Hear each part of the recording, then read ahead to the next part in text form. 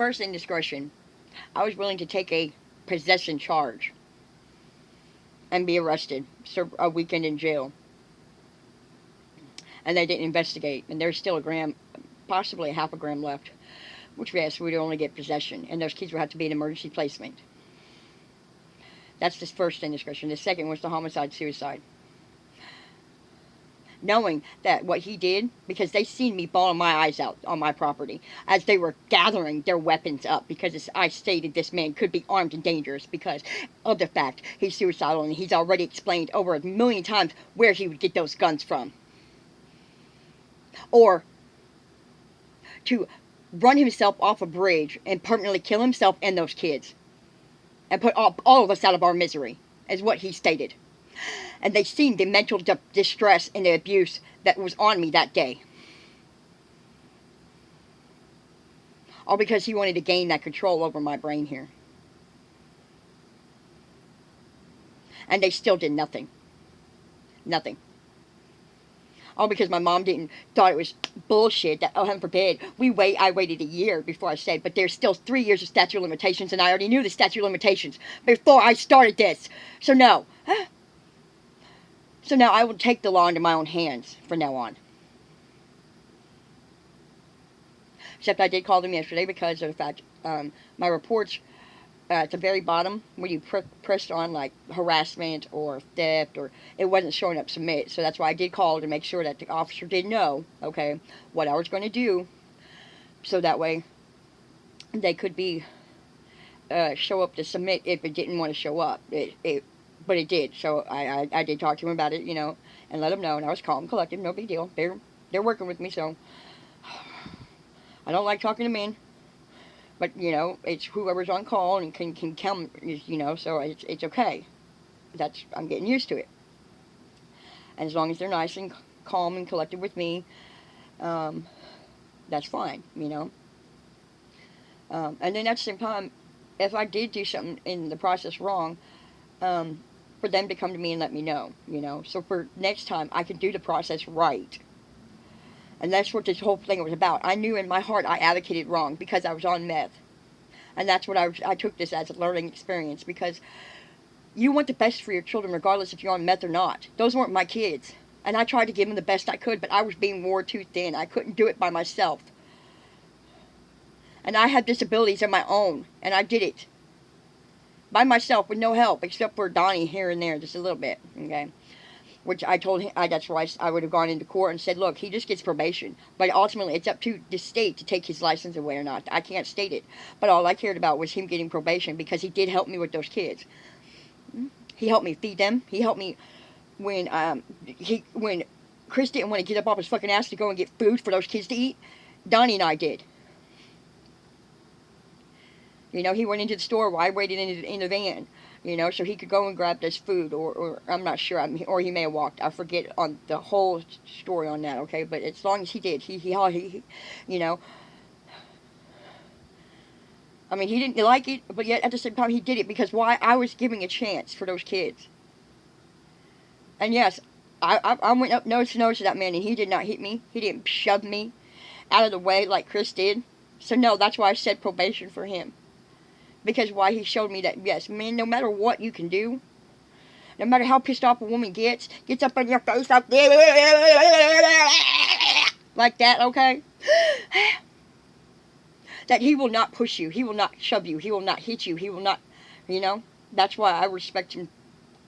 It's hard for me to respect a man after they've done and been part of it, but yet I still do, at least because he did try. That's all that I wanted, was some trying from those men. And their own daddy couldn't try. Try. Not trial. Try. Not trial. Try.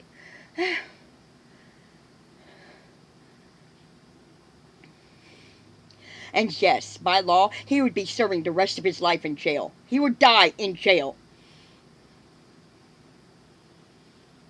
And they're not allowing that, but yet, he thought he was going to die caring for those kids. So what's the damn difference? Huh?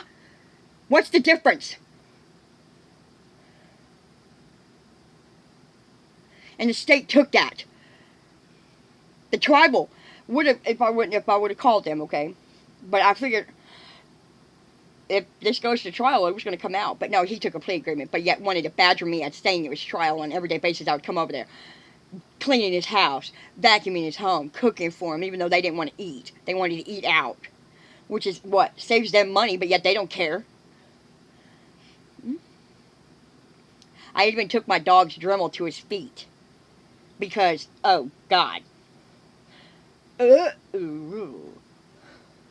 I draw the line at wiping man's ass, wiping their ball sacks, and doing their toes. I'm sorry, I don't care what home hospice you are. Nope, I draw my line at that. But I did it. And the only thing he kept bitching about was, you need to clean the refrigerator. You need to clean the refrigerator. You need to clean the kitchen. You need to do this. Nuh-uh, motherfuckers, I'm not doing everything when you live here too. You pay the bills just as much. You pay the bills as much as I pay my bills. So no, you guys get an effort too. And they wouldn't do it.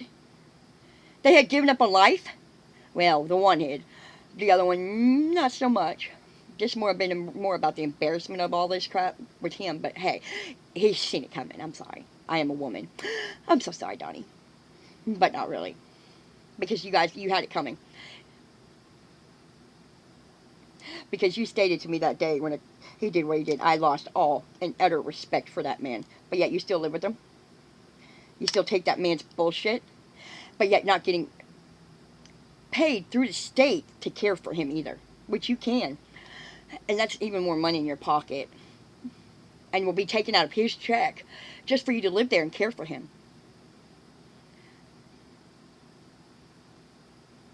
But no. That might be a conflict of interest there too. So, then, like I said, it started over at Chris's house. The voices. Implying all the bad that he's been doing. Which is and stating it's a form of abuse. It's this, it's this, it's this, it's this, it's this, it's this, it's this, this. But are these people actual professionals?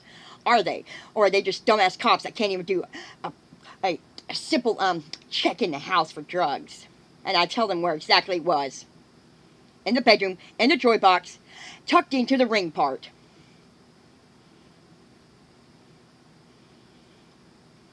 When this man, you know, if anybody knows about those square handheld mirrors, that man was doing a half a mirror line, but yet still going to sleep literally 20 minutes later. Just like his wife did. And he purposely did this on purpose. So he was just doing exactly what he was doing with his wife before she died. Feeding her drugs. Just so she could care for his kids. Like, oh, he could sleep all goddamn day. But all I did was show him I wasn't going to take that shit. That there's some women that are damsel in distresses, yes, but won't take no shit. And all I wanted to know was who these people were, especially Nick. And oh, heaven forbid, Nick won't come. They said it was Officer Ramirez. They said it was Assembly of God on Chandler, which I've called them. Because why? I've never been to that church, and I'm not going to have no churches around here implied. Because why? God is God. God gives you peace. God doesn't. The devil, yeah, he may have been an angel at one time, but no, he ain't no angel now. So don't even call yourself a motherfucking angel. Because you ain't. Like I said, the devil is at work.